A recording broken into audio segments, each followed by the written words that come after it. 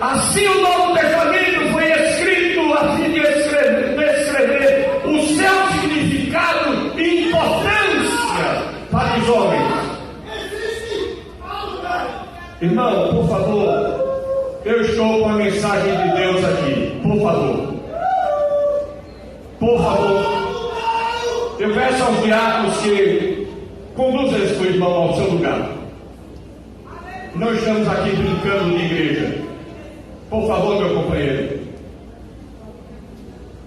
Eu estou ensinando a palavra de Deus. Se tem pecado aqui, Deus vai tomar conta do pecador. E ai daquele que for pecador. Agora, perturbar o culto, não. Viu? Ordem do culto. É o que se chama. Viu? E no meio da igreja também tem. E Deus vai mostrar quem é. Viu? Por favor, irmã. É o seu marido? É o seu marido? Por favor. Por favor. Por favor.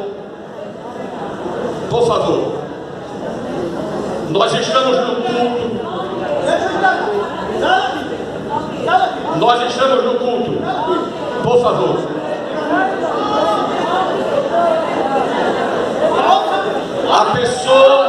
A pessoa central aqui é Jesus. Viu? A pessoa central aqui se chama quem? Jesus. Jesus é o centro. Jesus é o centro. Vai, amor.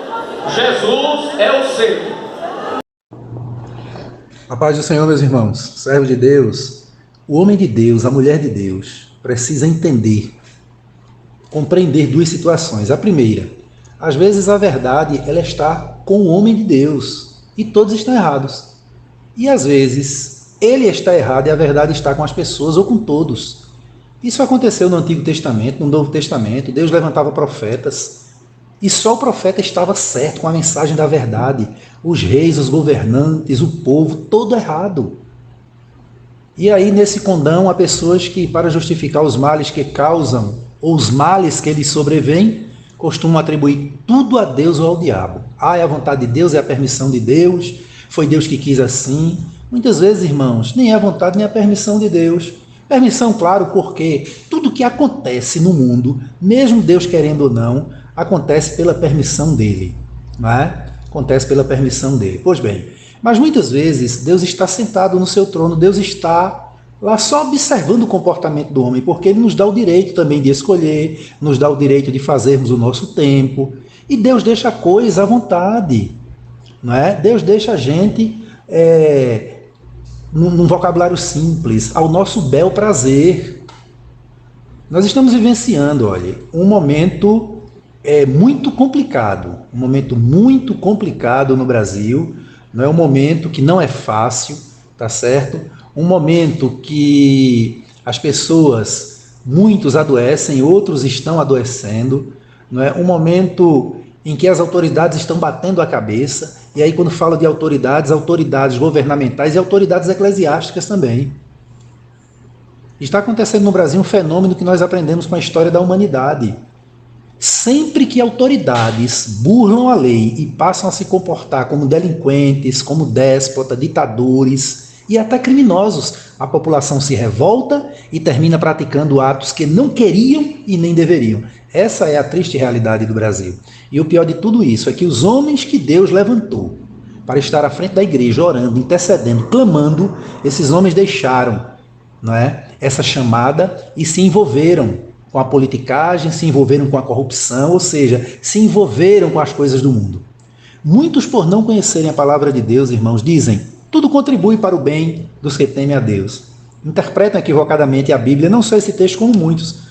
Paulo, escrevendo aos Romanos 8:28, ele diz: e sabemos que todas as coisas contribuem juntamente para o bem daqueles que amam a Deus e daqueles que são chamados segundo o seu propósito. Irmãos, amar a Deus não é simplesmente né? Se levantar contra a ideologia de gênero, simplesmente se levantar contra um algo, né? Dizer que é isso, é aquilo outro, que é defensor disso e daquilo outro. Não, amar a Deus é amar na sua essência, amar no todo, na hora da dificuldade, na hora da bonança, na hora da tristeza, na hora da alegria. Amar a Deus é servir a Ele, é ser honesto em todos os momentos e não por conveniências. Veja o que o apóstolo, aliás, o pastor Donald Stamps, ele explica na Bíblia de Estudo Pentecostal sobre esse versículo 8 e 28. E sabemos que todas as coisas contribuem juntamente para o bem daqueles que amam a Deus. O pastor Donald Stamps diz o seguinte, abre aspas, aqui nesse texto, Romanos 8, 22, Deus nos traz grande conforto. Deus fará o bem surgir em meio a todas as aflições, perseguições e sofrimentos. Continua o pastor Donald Stamps. Essa promessa é limitada aos que amam a Deus, eles são submissos mediante a fé em Cristo. Veja o que é que ele diz, irmãos. Mediante a fé em Cristo, submissão a Deus, obediência a Deus. O que nós estamos vendo, principalmente pelos líderes da obra de Deus na terra e aqui no Brasil, irmão, principalmente, é submissão a homem, submissão ao dinheiro, submissão à riqueza, submissão à prostituição, ao adultério, ao roubo, à desonestidade, à mentira. E aí eu digo todas as coisas, essa expressão, entre aspas, todas as coisas, escrita em Romanos 8, 28, todas as coisas contribuem. O pastor Donald Stamp diz o seguinte, não inclui os nossos pecados e nossa negligência. Isso quer dizer que ninguém pode alegar motivo para pecar, justificando que Deus fará resultar isso em bem, diz o pastor Donald Stamps. Ou seja, as pessoas pecam, as pessoas negligenciam a chamada de Deus, as pessoas deixam por covardia de cumprir aquilo que Deus determinou nas suas vidas, seja governante, seja líder da obra de Deus, seja quem for. E acha que Deus vai fazer com que as coisas ruins contribuam para o bem dele. Não, porque as coisas ruins foi você que provocou. As coisas ruins vão contribuir para o bem daqueles que temem a Deus, para aqueles que estão na presença de Deus, sendo sinceros, honestos e que estão sendo atingidos pelos males causados por outros. Amados, o Brasil está passando por um momento crítico, um momento provocado por um conjunto de fatores negros negativos, como inversão de valores, ausência da ética, da moral, do respeito, da decadência dos poderes constituídos, cujos representantes, irmãos, desprezam a Constituição, as leis do país e principalmente pela total ausência de temor a Deus. O que justifica essas ações assodadas de autoridades constituídas por Deus, autoridades que deveriam dar o exemplo, deveriam apaziguar, trazer a paz para o país, e tocam fogo cada decisão dessas autoridades. Piora a situação no país. Isso é falta de temor a Deus. Por isso que a palavra de Deus diz que a sabedoria do homem é loucura para Deus. Esses homens estão loucos. E o triste de tudo isso, irmãos, é que na loucura desses homens sem Deus, vai na esteira os homens que Deus um dia levantou para interceder e se tornaram homens corruptos, homens da obra de Deus, homens corruptos, adúlteros, pedófilos, prostitutos, homens amantes de si mesmo. E aí nesse condão de fatores negativos, irmãos, destaca-se a negligência, a corrupção e a inimizade com o pecado por parte dos principais líderes da igreja, da obra de Deus aqui no Brasil. De um lado, abraçaram ideologias totalmente contra o padrão de Deus, como, por exemplo, o aborto, o assassinato de crianças no ventre, a ideologia de gênero, a liberação das drogas, a prostituição, tudo quanto não presta. Por outro lado, envolveram a igreja, os templos, os cultos, transformaram em verdadeiros palanques políticos. A igreja está pagando um preço, o Brasil pagará um preço, mas Deus é com o Brasil, por culpa principalmente dos líderes da obra de Deus que um dia Deus levantou e se desviaram por um ou por outro fator. A verdade, amados, é que os últimos 4 anos foram uma escola para revelar e mostrar para o povo brasileiro quem de fato são os verdadeiros homens de Deus e quem de fato não passam de aventureiros do Evangelho. Para nossa tristeza, o número de aventureiros do Evangelho supera em muito o número daqueles que ainda conservam a condição de verdadeiros homens e mulheres de Deus.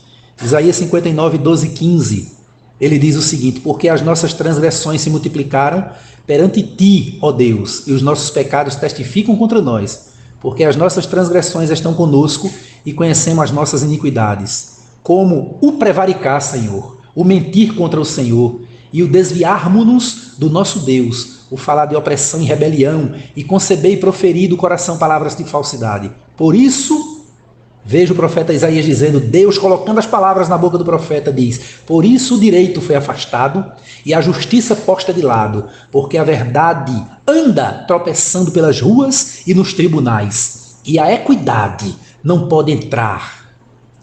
Ou seja, o preço que é para um é para o outro, a decisão judicial que é para um é para o outro. Tem que haver por parte das autoridades constituídas imparcialidade. O que nós estamos vendo na mente, no agir, nos atos de muitas autoridades da nação é eles agirem por pessoalidade, por parcialidade e por negligência. E por má fé também. E continua o versículo 15 de Isaías 59, 12 a 15. Sim, a verdade desfaleceu e os que procuram se desviar do mal e ser honesto são perseguidos e perdem seus direitos. Mas o Senhor está vendo toda a injustiça praticada. Irmãos, as pessoas estão perdendo o direito de vir, o direito de falar o que pretendem falar, o direito de dar a sua opinião. Mas como diz o texto, o Senhor Deus está vendo tudo isso. E essas autoridades, sejam autoridades governamentais, autoridades judiciárias, autoridades eclesiásticas, seja quem for, estão pagando e pagarão um preço muito alto por brincarem com as coisas de Deus. Amados, há uma mensagem de 2012, exatamente de 10 anos atrás, do pastor Gesiel Gomes. Ele diz o seguinte em uma das suas pregações: se nós não ouvirmos a voz de Deus, nos próximos 10 anos, as portas da liberdade se fecharão na República Federativa do Brasil. Se aumentar essa onda de escândalos envolvendo líderes da obra de Deus, se não houver um paradeiro nisto, Deus permitirá que as portas se fechem para nós voltarmos a nos ajoelhar diante dele, porque não fazemos mais isto. Fecha aspas. Isso foi em 2012, irmãos. 22 anos. Desde o ano passado, o ano de 2022, que as portas da liberdade estão se fechando.